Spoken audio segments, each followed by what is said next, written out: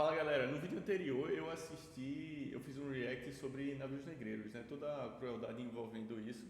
E eu fiquei me perguntando, eu até comentei no vídeo, como que será que a sociedade pensava nessa época para tipo meio que aceitar, né? Eu sei que eu não sei, né, na realidade, mas não sei como que as pessoas viam isso e tudo mais e como era realmente viver nessa época, né? E alguns dias depois apareceu aqui como era viver no Brasil há 200 anos, em 1822. Vamos descobrir. Você consegue se imaginar vivendo há 200 anos em 1822? Cara, não. Consegue? Assim, eu já vou começar dizendo aqui que a gente vive em uma das melhores épocas que tem. A gente consegue combater quase todas as doenças. A gente vive bem, a gente tem medicamentos. Nessa época, velho, você se machucava. Se você, eu não lembro, eu acho que nem tinha antibiótico ainda. Deixa eu ver aqui. Antibiótico foi quando o antibiótico foi inventado? 1928. Ou seja, se você se machucasse e pegasse uma infecção ou qualquer coisa do tipo, nessa época aqui, você ia de vala. Eu, por exemplo, eu tive apendicite quando eu tinha 4 anos. Foi uma apendicite bem séria. E eu quase, né, fui dessa para melhor. E se eu tivesse sido nessa época, eu não teria nem passado os 4 anos de idade. Então, eu posso dizer que a gente vive numa época muito boa. Pensar nas roupas que você estaria usando neste ano? Como seria sua vida e o que estaria acontecendo no Brasil e no mundo? Vamos fazer essa viagem com você agora e ficar por dentro da vida nessa época. Mas antes, não esqueça de deixar seu like e compartilhar esse vídeo com seus Olha, amigos. galera. Diário de Biologia e História é o nome do canal. Deixa eu me inscrever aqui. Porque quem divulga conhecimento tem que deixar o like, né, pô? É o mínimo. Entramos agora em uma cápsula do tempo e voltamos para o Brasil de 1822, Cafezinho. há 200 anos. Esse foi um ano marcante para os brasileiros. Iniciamos o ano por aqui como uma colônia de Portugal. Éramos o Brasil colônia e todas as nossas riquezas e direitos eram determinados pelos reis de Portugal. Mas, em 1822, Dom Pedro I declarou a independência do Brasil, tendo como E quem era Dom Pedro I? Era só o filho do rei de Portugal. Vocês acham mesmo que a gente se separou de Portugal assim, sabe? A história do Brasil é que, sem querer ser chato, mas já sendo chato, isso aqui é um react, é o que vem na minha mente, né? Mas, caraca, velho, desde sempre o Brasil é dominado por alguma coisa, sabe? como grande marco o grito da independência às margens do rio Ipiranga, no dia 7 Não de teve setembro grito de deste ano. independência, não teve nada. Independência! Amor! Com a independência do Brasil Não declarada, teve nada o disso país aí. se tornou um país autônomo, tendo sua própria monarquia. Em 12 de outubro de 1822, Dom Pedro foi aclamado imperador. E no dia 1º de dezembro de 1822, ele foi coroado. Nossa moeda era os chamados réis, popularmente apelidados de patacas. Essa primeira moeda era feita de prata e se dividia em exemplares de 20, 40, 80, Cara, que resenha que 160 e parece moeda romana. 320 réis. O país vivia ainda o sistema de escravidão e era comum e bem aceito todas as atrocidades contra os escravizados. É isso aqui que eu queria entender, sabe? Eu não sei se tem estudo sobre isso, mas como que a sociedade enxergava isso? Pode ser assim, pode ser um estudo de qualquer sociedade, né? Sei lá, nos Estados Unidos. Nos Estados Unidos deve ter mais registro, né? Ou talvez não, não sei. Mas como é que as pessoas viam isso aqui? E essas pessoas estavam por fora aqui, né? Não tinha ninguém que ficava revoltado com isso aqui, sabe? Assim, é isso que eu queria saber de verdade. Família brasileira. A população brasileira há 200 anos era formada por nativos brancos vindo da Europa e os escravizados de origem africana. Os costumes nas casas brasileiras eram muito informais. Eu não sei qual a descendência de vocês, se vocês quiserem deixar até aí nos comentários, mas eu sou assim, né, que me falaram. Eu nunca fiz biologia, nunca fiz nenhuma análise do meu DNA nem nada. Mas eu sei que eu tenho sangue indígena, porque o meu avô era a família do meu avô, né, por pai de mãe, veio de tribo e tudo mais. Meu avô tinha um cabelo liso igualzinho de indígena, velho. Era muito. Só que ele já tinha uns traços mais europeu, assim, mais europeu e africano. Mas o cabelo era liso, ele tinha uma cor muito parecida com o indígena. Aí eu tenho um traço muito forte indígena e a do meu pai já é uma parte mais europeia, porque meu pai tinha olho verde e é uma família muito mais branquela, né? As minhas duas tias são branquelas. Eu já não sou tão branco. Aí eu sou muito europeu e indígena, né? Com certeza tem parte africana também, né? Porque deve ter acontecido alguma coisa lá atrás. Mas é isso. Eu gosto muito de indígena, eu gosto muito de... enfim.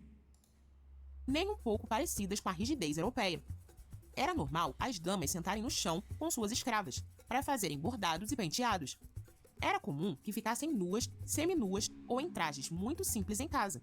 O comportamento à mesa também era pouco formal nas famílias. Mesmo as mais abastadas nem sempre usavam garfo e faca.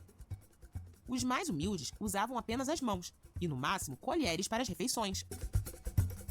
Moda brasileira. O Brasil vivia em completa influência de Portugal, no que diz respeito à moda. Os ricos da época se vestiam como os aristocratas portugueses, mesmo como o calorão que fazia aqui. Mulher Oficialmente, Sofia, o mundo vivia a moda da Era Romântica, iniciada em 1820. Mas no Brasil, as coisas eram um pouco diferentes, porque não havia indústria têxtil.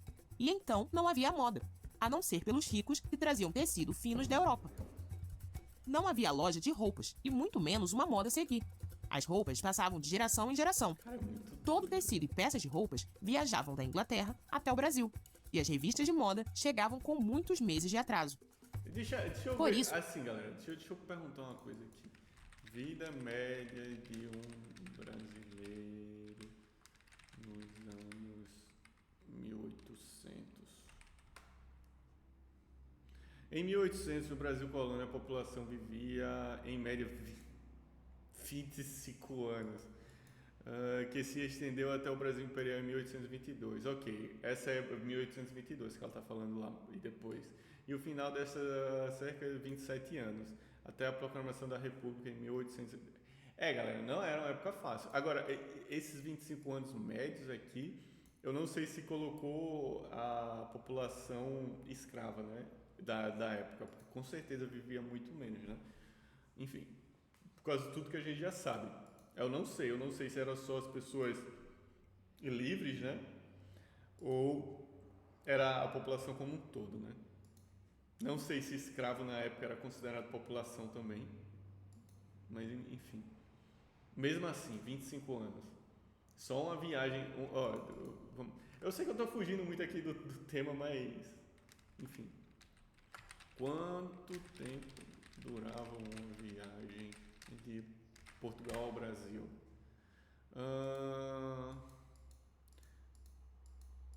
54 dias de viagem. 54 dias de viagem, ou seja, 2 meses. A pessoa vivia 2 anos, vivia 25 anos, só essa viagem de Portugal eram 2 meses. Qualquer coisa que você precisasse em Portugal eram 2 meses para chegar.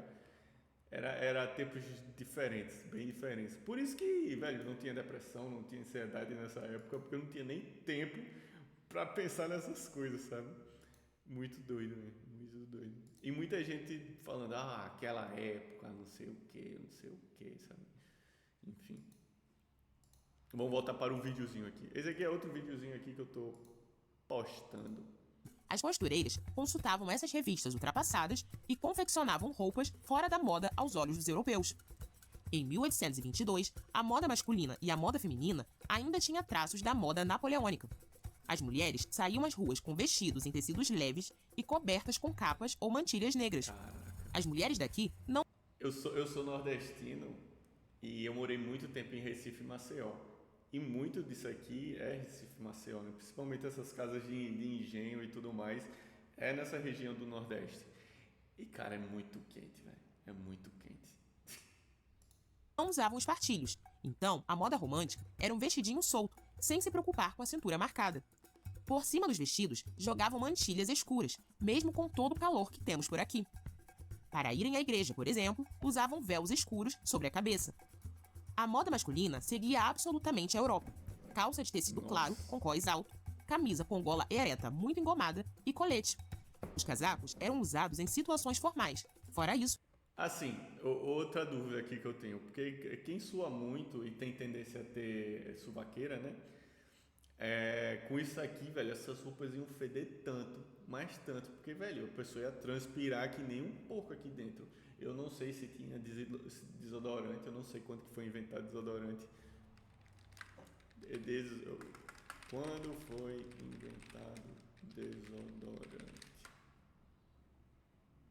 1888, não tinha ainda.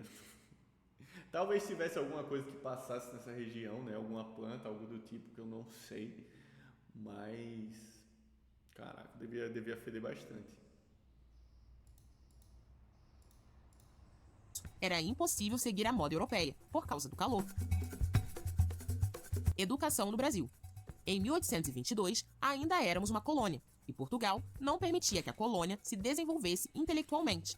Proibia e punia a importação e venda de A gente já não era independente, né? livros. Mesmo com a independência, as mudanças não aconteceram da noite para o dia. Por que Os será? negros não tinham permissão para estudar que e os será? brancos estudavam nos colégios religiosos ou iam para a Europa. Os pobres Cara, com certeza o Dom Pedro tinha interesses de Portugal nele, velho. Por isso que o Brasil demorou tanto a se desenvolver, velho, porque nunca foi um amor pela nação. É diferente dos Estados Unidos, que quando os Estados Unidos ficaram independentes de lá, os caras guerrearam contra a Inglaterra. Os caras criaram um amor absurdo por aquela terra. A gente, como brasileiro, nunca criou um amor absurdo pela terra. A gente está começando a criar agora um amor pela terra, principalmente quando acontece, infelizmente, coisas que estão acontecendo no Rio Grande do Sul, que une o povo. O povo começa a se amar, começa a amar a terra, começa a amar o seu local, né? E infelizmente essas coisas só acontecem com catástrofe, né? Tipo, nos Estados Unidos teve a guerra, morreu gente demais. Quantos pais de família não morreram na Revolução, né? Na independência americana? Isso deixa um marco na população absurdo de patriotismo. E assim, patriotismo não é bom se for algo extremo, né?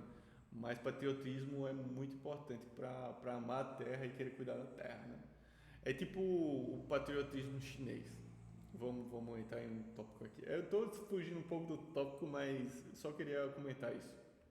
Na China, eles amam muito a terra deles. Eles amam mais a terra do que a própria população, porque lá a população pobre da China sofre. A jornada de trabalho praticamente de escravo, né? Tá mudando um pouco, mas para ela se desenvolver, ela usou muito da população pobre dela.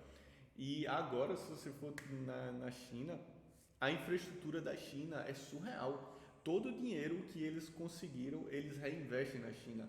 É diferente, por exemplo, do Brasil. O Brasil explora a sua população, só que o dinheiro vai para quem? Vai para quem é rico e quem já tem e política, etc, etc. Não volta para a infraestrutura do Brasil, né? A infraestrutura do Brasil é precária, é horrível. Nosso frete é caro porque as estradas são horríveis, enfim.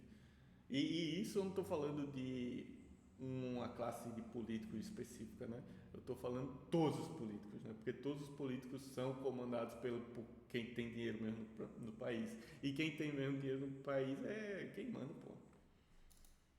Enfim. brancos raramente estudavam. No início do século XIX, a família real já havia dado o pontapé inicial, trazendo escolas de medicina, academias militares, museu e biblioteca. Depois da independência, a primeira decisão voltada para a educação foi implementar a escola de primeiras letras, a escola primária, em todas as cidades, vilas e lugarejos. Mas era tudo bem básico. A prioridade era somente saber ler, escrever e fazer contas básicas. Nada além disso. Já é algo. Saúde no Brasil. Com a chegada da família real portuguesa em 1808, o Brasil começou a receber mais investimento em infraestrutura na área de saúde. Em 1822, as Santas Casas de Misericórdia, entidades da Igreja Católica, foram a única opção para pessoas que não tinham condições financeiras de pagar por médicos particulares. Em 1822, iniciou-se o processo de fiscalização da higiene pública, e especialmente na capital da época, o Rio de Janeiro. Era tudo muito sujo, e o imperador promoveu diversas mudanças para higienizar o centro urbano. Cara, é muito triste que todas as fotos que mostra aqui é com escravo, sabe? Sei lá, pô, o povo tinha um romantismo com escravo absurdo, pô. Sei lá. Eu realmente depois vou procurar um vídeo que fala só disso, como que as pessoas, porque esse vídeo aqui tá pegando um geralzão do que estava acontecendo naquela época, mas eu queria ver um vídeo só de como a população encarava isso, se via pessoas que tinham muito escravo como uma pessoa poderosa, como uma pessoa de se admirar. Eu queria saber isso, sabe? Eu queria realmente tentar entender como que essas pessoas viam essa crueldade toda, né? Como eram as cidades? A capital do Brasil ficava no Rio de Janeiro, então podemos dizer que essa era a cidade que recebia mais investimento. Contudo, há 200 anos foi o início da independência. Isso significa que todas as melhorias impostas pelo imperador ainda não haviam acontecido. Nenhuma cidade brasileira contava com saneamento básico, como encanamento de esgoto. Caramba. Os dejetos eram jogados pelas janelas das casas, e por isso as ruas eram muito fedidas. Algumas residências tinham uma casinha. E isso já tinha acontecido na Europa, que aconteceu a peste negra, né? Que era exatamente isso aí. As pessoas só... Foi crescendo, cada vez ficando pessoas mais compactadas, né? A densidade populacional foi aumentando dentro das cidades. E não tinha saneamento, não tinha nada, a galera só jogava no chão e tudo mais. Aí veio a peste bubônica, né? Que matou todo mundo. E o Brasil repetindo aí, mesmo depois de ter acontecido. No fundo do quintal, onde cavavam um buraco muito fundo e levantavam paredes de madeira em volta. Era ali que as pessoas faziam suas necessidades. Os escravos eram os responsáveis por carregar os dejetos dos casarões e jogar nos rios, ou mesmo na praia, em cidades litorâneas. Somente as ruas do centro das grandes cidades eram pavimentadas com calçamentos de pedras. As ruas mais afastadas dos centros eram de terra batida, cascalho, ou havia apenas um rastro pelo mato para ir a pé aos lugares. Transporte. Quando a família real chegou ao Brasil em 1808, iniciou-se um progresso na área do transporte. Em 1822, já haviam mais portos abertos com livre acesso de embarcações amigas de Portugal. Várias estradas já É umas imagens, haviam sido umas abertas. imagens tristes, né? Aqui, ó, a população normal, entre milhões de aspas, né? E aí os escravos aqui embaixo. Livre acesso de embarcações amigas de Portugal. Várias estradas já haviam sido abertas principalmente para melhorar a comunicação via cartas que eram transportadas por carroças puxadas a cavalo. A montaria a cavalo, as charretes e os carros de boi também eram usados regularmente, principalmente no interior da cidade. Os mais endinheirados eram transportados pelas cidades usando as seges e as serpentinas. As seges eram cadeirinhas fechadas com uma cortina, que eram carregadas pelos escravos. As serpentinas eram pequenas cadeirinhas de rodas puxadas por cavalos. Os pobres andavam a pé para onde fossem. As viagens longas eram feitas a cavalo ou em carroças. Escravidão. Como sabemos, há 200 anos ainda estava bem longe da abolição da escravatura. Não havia lei do ventre livre, nem mesmo lei dos sexagenários. Quando que foi a abolição da escravidão no Brasil? 13 de maio de 88, 1888. Realmente faltava 60 anos, mais ou menos, essa época dela tá falando. E foi aquela abolição meio, né? Não aconteceu bruscamente, né? Foi aos poucos. E outra coisa, o Brasil foi um dos últimos a abolir a escravidão também. Ainda existiam as senzalas e os ricos se beneficiavam como nunca dos serviços escravos. Contudo, em 1822, já haviam muitos negros alforriados no Brasil. Eles prestavam serviços nas ruas, oferecendo todos os tipos de trabalho em troca de algumas moedas. Que tal? Gostaria de viver no Brasil de 200 anos atrás? Nos presenteie com seu like e não deixe de se inscrever no canal. Sua participação... Vamos ler um pouco dos comentários aqui.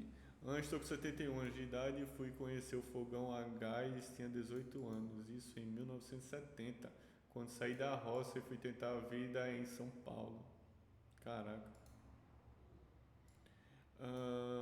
Comentário grande me dá preguiça de ler, não vou mentir. Não gostaria de viver nem no Brasil de agora, imagina São Santo. Esse canal devia fazer parte da grande escola de história. Incrível como vocês conseguiram compactar em 10 minutos, horas de aula de história, como abrir. Assim, em defesa das escolas, porque quando, por exemplo, eu vim assistir esse vídeo aqui, eu vim assistir esse vídeo com o interesse de aprender. É diferente no colégio. No colégio, você às vezes assiste uma aula sobre essa época aqui e você não está com interesse de aprender, ou seja, você ignora tudo que está sendo passado para você.